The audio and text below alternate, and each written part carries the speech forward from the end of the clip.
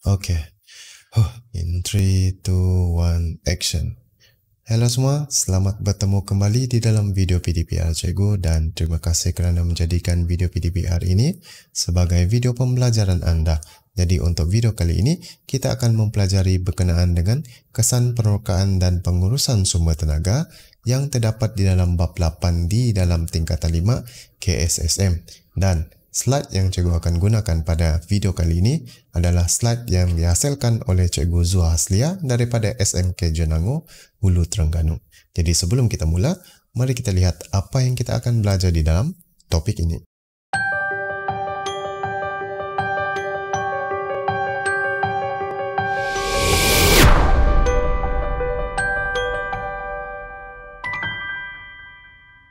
Baiklah. Ini adalah objektif pembelajaran kita berdasarkan topik ini, di mana di akhir pengajaran dan pembelajaran, murid akan dapat yang pertama, menghuraikan kesan penerokaan sumber tenaga terhadap alam sekitar.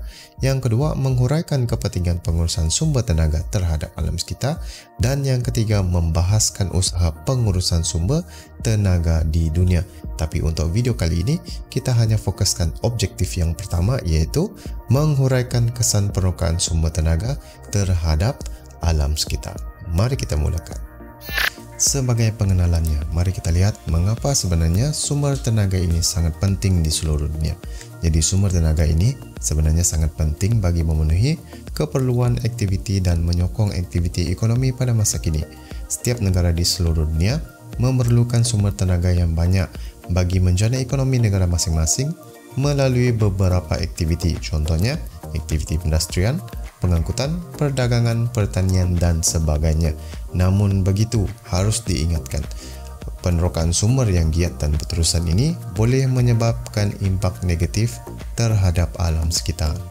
Dalam pembelajaran topik kesan penerokaan sumber terhadap alam sekitar ini nanti, kita akan bahagikan kepada 4 aktiviti penerokaan sumber, iaitu yang pertama nanti kita akan bincangkan ialah kesan penerokaan ataupun kesan pelombongan petroleum dan gas asli terhadap alam sekitar. Yang kedua nanti kita akan lihat ialah kesan pelombongan arang batu terhadap alam sekitar. Yang ketiga pula ialah pelombongan dan pemprosesan uranium.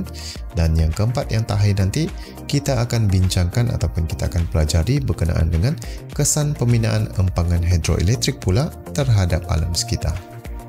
Baiklah, kita pergi yang pertama, iaitu kita akan bincangkan ataupun kita akan pelajari berkenaan dengan kesan penerokaan sumber petroleum dan gas asli terhadap alam sekitar.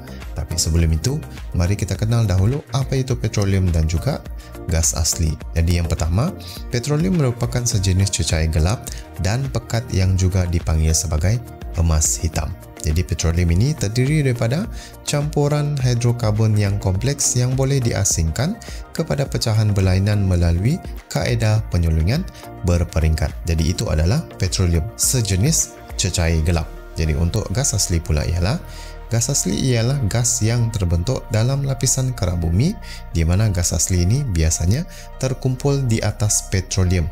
Di mana ada petroleum, di situ ada gas asli. Jadi gas asli ini terbina daripada bahan-bahan seperti metana, sedikit etana, propena serta hidrokarbon yang berat. Jadi mari kita lihat apakah kesan kedua-dua bahan ini terhadap alam sekitar.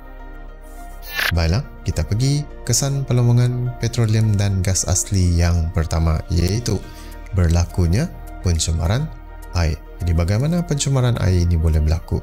Pelombongan petroleum dan gas asli menyebabkan berlakunya tumpahan minyak dan pembuangan sisa terutamanya di atas pelantah ke laut, dan kerja penggerudian minyak dan gas di dasar laut boleh menyebabkan pencemaran air. Selain itu juga ia berpunca daripada kerosakan tangki yang mengangkut minyak di laut dan kerja-kerja pemunggahan petroleum mentah di sekitar terminal dan juga pelabuhan. Pencemaran air laut ini seterusnya menyebabkan keseimbangan ekosistem marin terjejas. Kita lihat contoh berdasarkan gambar bagaimana pelombongan petroleum dan gas asli ini boleh menyebabkan pencemaran air.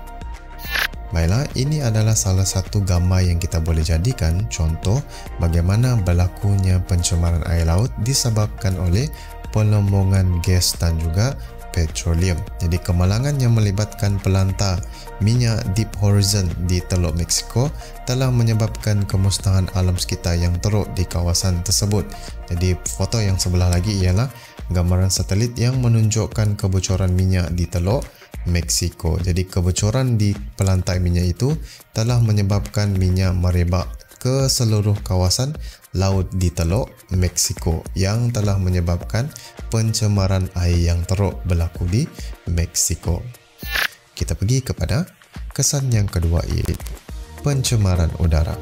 Aktiviti pemprosesan petroleum dan gas asli di Kerteh dan juga Lutong ini telah menyebabkan peningkatan kadar pencemaran udara berlaku. Jadi peningkatan pencemaran udara ini adalah disebabkan oleh pembebasan gas-gas pencemar seperti sulfur dioksida, karbon monoksida dan juga beberapa jenis hidrokarbon yang lain, di mana bahan-bahan pencemar udara ini bertindak sebagai nukleus kondensasi yang menyerap uap-uap air lalu membentuk hujan asid. Baiklah, gambar-gambar ini adalah menunjukkan bukti bagaimana pencemaran udara boleh berlaku. Asap daripada pelantar minyak dan juga pusat pemprosesan petroleum dan gas asli ini telah terlepas ke udara dan menyebabkan pencemaran udara berlaku. Kita pergi kesan yang ketiga, iaitu pencemaran tanah. Pencemaran tanah ini berlaku sekiranya tumpahan minyak ini dibawa ke kawasan pantai yang menyebabkan pasir di pantai menjadi hitam. Contoh yang kita boleh lihat ialah di kawasan Florida, Amerika Syarikat. Selain itu, kebocoran salur paip minyak juga boleh menyebabkan berlakunya pencemaran tanah.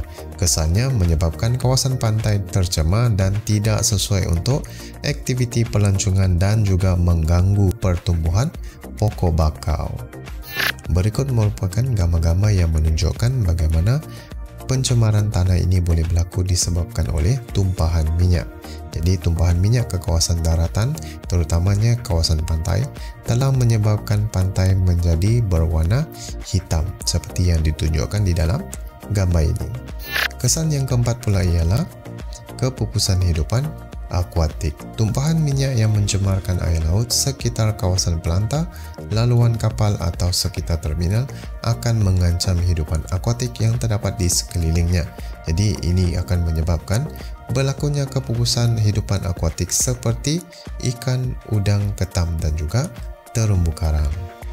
Kalau kita lihat gambar-gambar ini adalah contoh yang menunjukkan bagaimana minyak ini boleh menyebabkan hidupan akuatik dan juga hidupan liar boleh pupus. Jadi tumpahan minyak ini akan menyebabkan hidupan akuatik seperti ikan, siput, udang dan juga burung ini terkesan dan boleh menyebabkan kematian. Contohnya ikan-ikan itu tidak boleh bernafas disebabkan oleh minyak ini kurang tumpat daripada air dan menyebabkan minyak ini terapung di atas permukaan air yang menyebabkan kekurangan oksigen masuk ke dalam air laut dan menyebabkan ikan itu kurang oksigen dan ikan itu akan mati.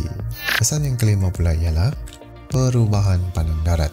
Jadi perubahan pandang darat maksudnya di sini ialah perubahan di mana daripada kawasan hutan menjadi sesuatu kawasan yang baru.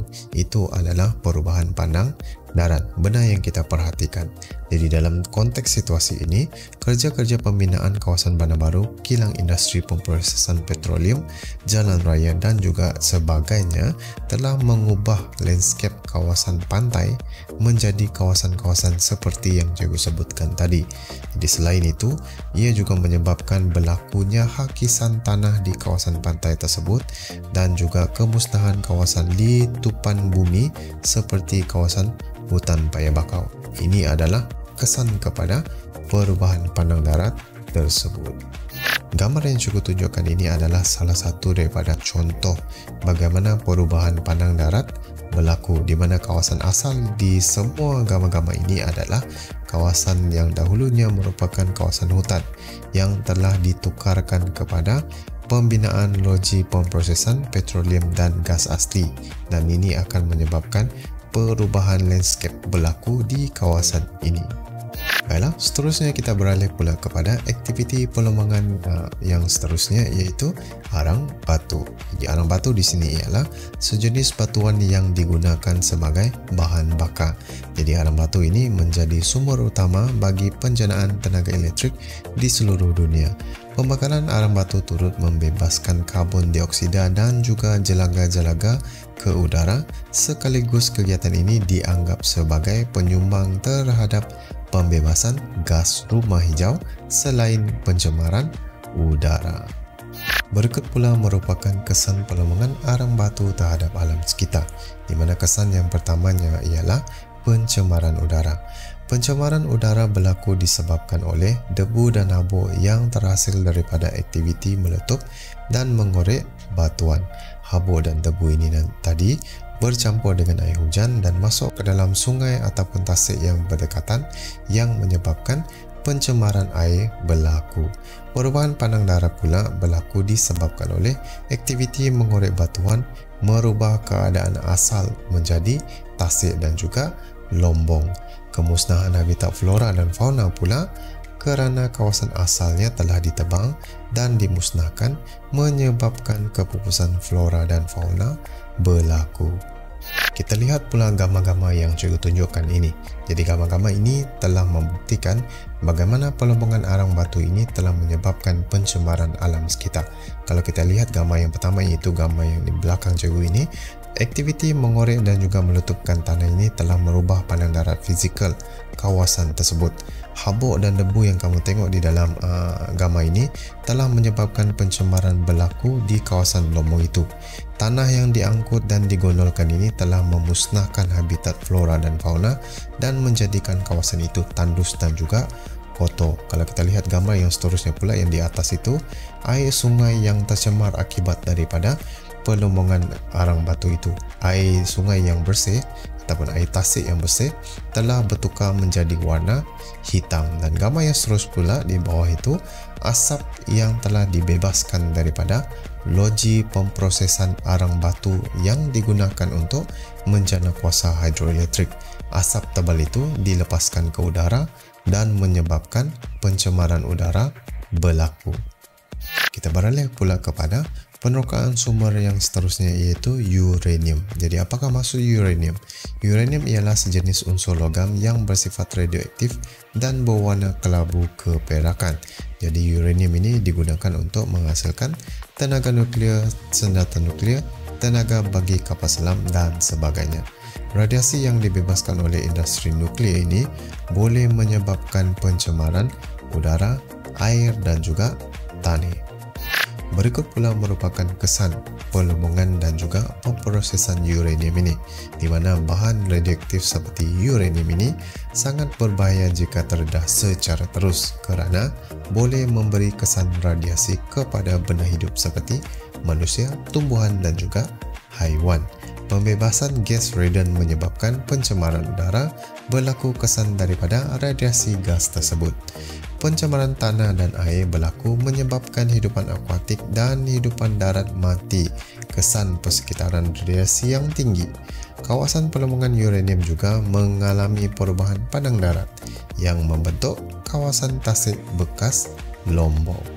Gambar berikut pula menunjukkan salah satu kawasan lombong uranium di dunia, iaitu pemandangan sekitar kawasan uranium di Namibia, iaitu antara kawasan lombong uranium yang terbesar di negara Afrika.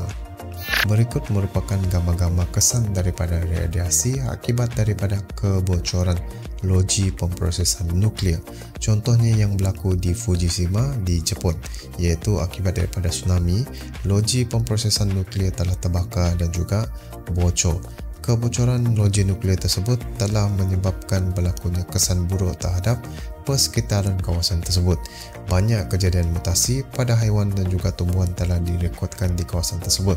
Terutamanya kalau kamu lihat gambar-gambar yang cikgu tunjukkan ini, iaitu mutasi di kalangan haiwan-haiwan dan juga mutasi di kalangan tumbuh-tumbuhan yang berada di kawasan tersebut. Kita beralih kepada kesan penerokaan sumber tenaga yang terakhir, iaitu pembinaan empangan hidroelektrik. Empangan merupakan hasil buatan manusia ataupun tembok batuan yang dibina merentasi aliran sungai untuk menyimpan air. Pembinaan empangan untuk tujuan tenaga hidroelektrik telah menyebabkan kawasan hutan yang luas telah ditenggelami oleh air. Keadaan ini memberi kesan yang buruk kepada landscape alam sekitar di kawasan tersebut.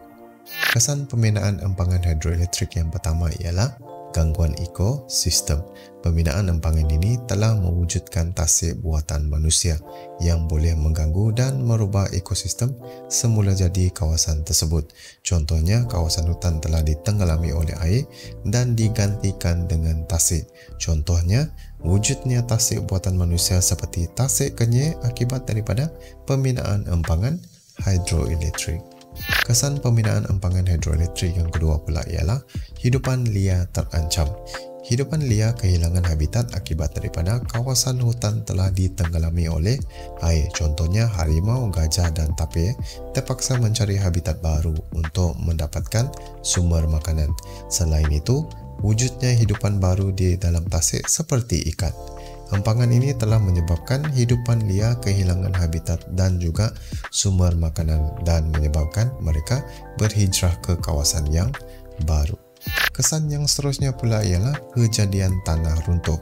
Kejadian tanah runtuh ini berlaku disebabkan oleh hakisan tebing sungai dan juga cerun bukit semasa kerja-kerja pembinaan dijalankan.